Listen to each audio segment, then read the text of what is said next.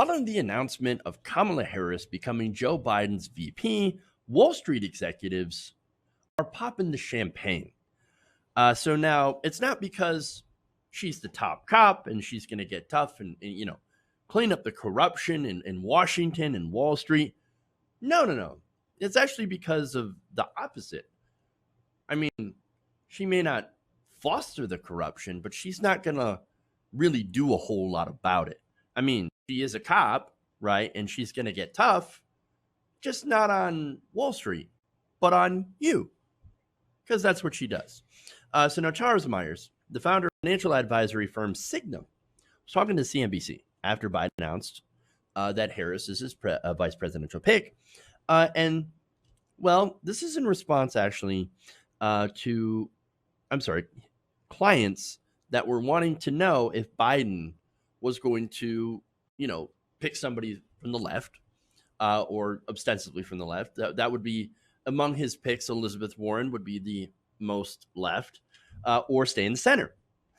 He told his clients that his pick of Harris reinforces the fact that Biden will indeed stay in the center. Quote, while certain to generate excitement and to invite additional scrutiny of Harris's record, we see this choice as a net positive for the Biden ticket. Harris, who generally could be called a centrist, will not push Biden to the left or to the right on major policy issues. She will be supportive of Biden and the Democratic Party's policy platform. So basically, she will reinforce Joe Biden when he says, and he said this to the donors, nothing will fundamentally change. Now, this VP pick also reinforces the fact that nothing will fundamentally change under Biden-Harris. So congratulations on that. That's exactly what the establishment was looking for. No shakeup of the system, no going after the banks, which really makes these donors very giddy.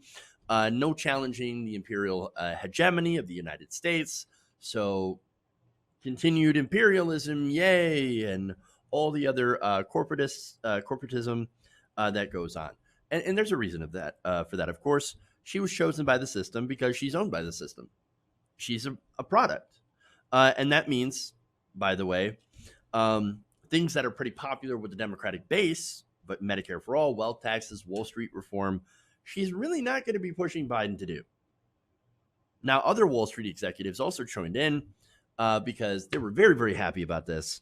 They pointed to Harris' experience as a senator and California attorney general, as well as her fundraising abilities. Mark Lasry, CEO of investment firm Avenue Capital Group, said this, quote, I think it's great. She's going to help Joe immensely. He picked the perfect partner. So now, look, if you want to talk about Senator, Harris's experience, I think she'd make an incredibly competent technocrat, right? Probably pretty good at what she does. She's very smart. She knows her stuff. She'll be incredibly competent as VP. And so, I mean, if you're looking for a continuation of the technocracy, or really the oligarchy of what we have in our system, I've heard the word kakistocracy too as well. Whatever you want to call it, she's going to continue that, right? We're going to go back to Obama, Biden, and how that generally worked.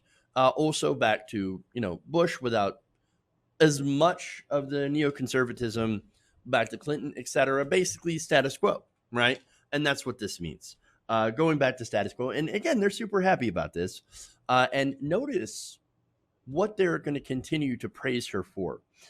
This is Ray McGuire, who's next with a quote.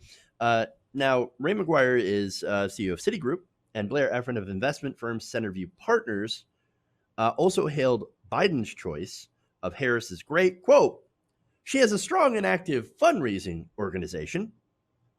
I'm sorry, no, that's Mike Kepner, founder of corporate public relations firm MWWPR, who added she will be an important and immediate addition to the Biden fundraising effort. She is a fundraising star.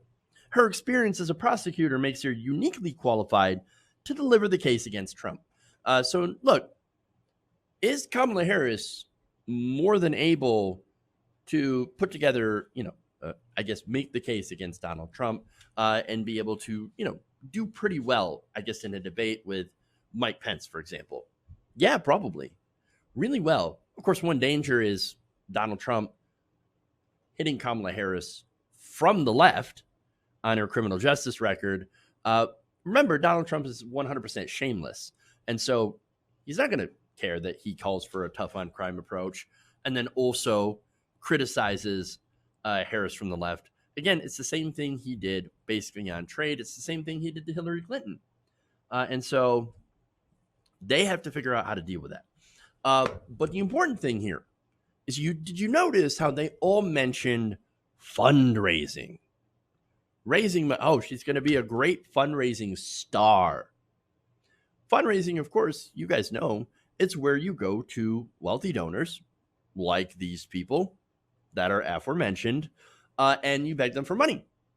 The result of that, of course, is once you ask them for money and they actually give you campaign donations, you are now beholden to them. You now, basically, in order to continue to get their support and fundraising cash, in order to win re-election, you owe them, essentially. So that this is basically all but an acknowledgement that Biden and Harris will likely be very soon owned by these people and will then represent their interests over that of the American people. There are very few situations where the interests of the moneyed elite, Wall Street, have with the American people. Usually they tend to be opposed, on things like, again, economic issues like raising wages, ending corruption, healthcare,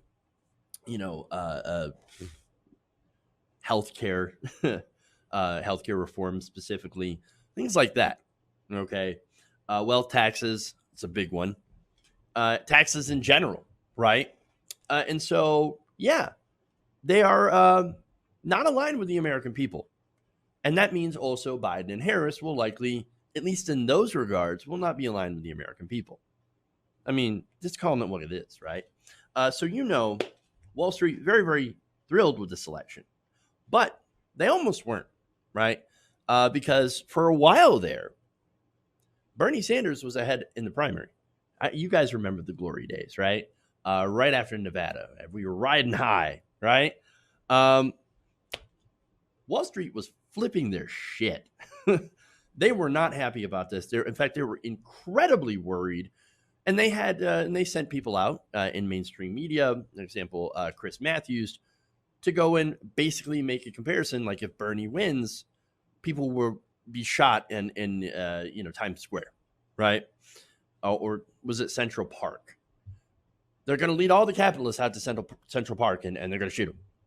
No, Chris Matthews, you're an insane person. Look, that was effective, right? Socialism. Oh, scary socialism, right?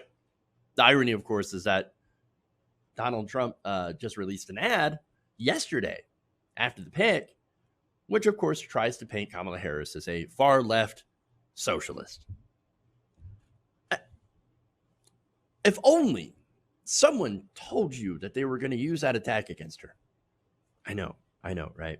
Against any Democrat, by the way. It didn't matter who was running. It could be Mike Bloomberg, and they would still call him a socialist. And so understand, Democrats, like, that's not a thing. But you know what? That's not the point. They know. They're not. The Democrats aren't dumb. They knew that was going to happen, but they still didn't want Bernie Sanders because he actually had progressive policy. So they knew this was going to thing, and they disingenuously put out that attack. We know that, right?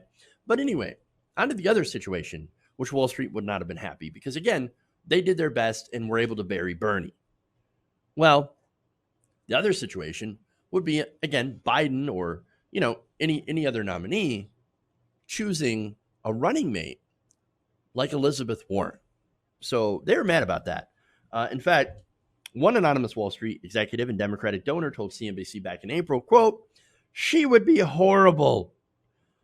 A longtime Biden fundraiser said a lot of the donor base on board and coming would prefer almost anyone but Elizabeth. So, yeah, look, not Warren fans, right? And look, that's because, let's be honest, Elizabeth Warren wouldn't play ball, at least not that much, right? And the reason I have to make this distinction, the reason I have to talk about this is because, guys, I know a lot of you hate Warren. I know, there's a lot of animosity, right? But understand that if Wall Street was worried about Elizabeth Warren, there's something there. If they're all shitting their pants over Elizabeth Warren, as much as us progressives don't trust her and have like a problem with her stabbing Bernie in the back, for example, but that Wall Street is still worried about her, well, then that makes me think, I would rather have that, at least than somebody like Kamala Harris, Amy Klobuchar, Gretchen Whitmer, whatever, right? Or the other people that were really in consideration, because they weren't going to pick anybody who was anywhere near progressive, and you guys know that. That said, I would have, out of everybody, Warren was least worse. I'd have taken her over Harris any day, because I know out of all of them that were actually considered, I mean, we were not going to get anyone that we liked. They would all have been problematic. Elizabeth Warren might have at least went after the banks. We know now Kamala Harris very likely to not go after the banks. I would be very, very surprised if she did champion any meaningful banking legislation, to kind of rein in speculation on Wall Street and to rein in the profits of people in the banking sector and finance. That said, hey, Elizabeth Warren, how's it feel having screwed over your allies, not once, but twice, to curry favor with the establishment only to get screwed over? Not good, is it? You realize the establishment's never going to like you, no matter how much you try to curry favor with them, no matter how much you stab Bernie in the back. They're not going to like you. They used you to destroy Bernie Sanders, and then they discarded you. I doubt very much she's going to get a cabinet pick. I'd be very, very surprised. Would I like to see her as Treasury Secretary? Sure. But do I see that happening? To me, unlikely. I'm a cynical person, though. And so understand that that's where I come from a place of I don't trust the establishment at all. And so I'd be very, very surprised to see that. That said, the establishment unlikely to support Elizabeth Warren. And guess what? There are people on the left that want to primary you. Great job. Bad political instincts. And of course, now, just as we expected, we do on the ticket, the top of the ticket is a pair of pro-Wall Street corporate Democrats that, if elected, will not change a whole lot. Now, that said, I'm not saying don't vote for them, right? Or God forbid, I'm not saying vote for Trump. No, that'd be a terrible idea. Basically, the case that I can make for Biden and Harris at this point is in the form of harm reduction. And, I know some of you might not buy that argument, but there are people's lives on the line. And I know there are people's lives on the line with Biden and Harris as well. But understand, I'm thinking of my, trans friends, the LGBT community, immigrants at the border, all that stuff. I'm not saying that Joe Biden's policies will be amazing and awesome and great. Will they be less harmful? I think so. And I hope so. Right. And I hope they can be moved on that. But again, when you look at, for example, the trans community, great example. Under Trump, Black trans women are being murdered at exceptionally high rates. Donald Trump's not going to do anything about that. Will Joe Biden or Kamala Harris try to do something about that? Try to put in more protections for members of the LGBT community? Yes, I do believe they will do especially that, right? They will do that.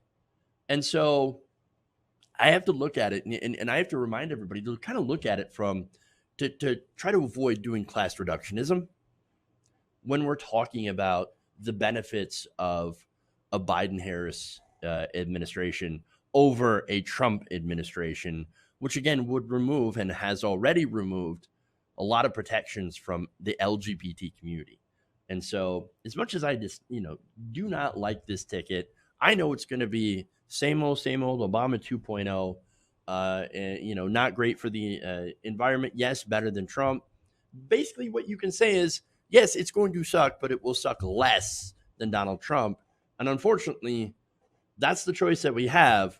We lost. Progressives lost, at least in the presidential stuff. We got some impressive wins in Congress, though. And so we centralize our power there, and we continue to challenge the moneyed elite. We challenge the banks. We challenge Wall Street from wherever power base we have, and it looks like it's going to be from the House of Representatives.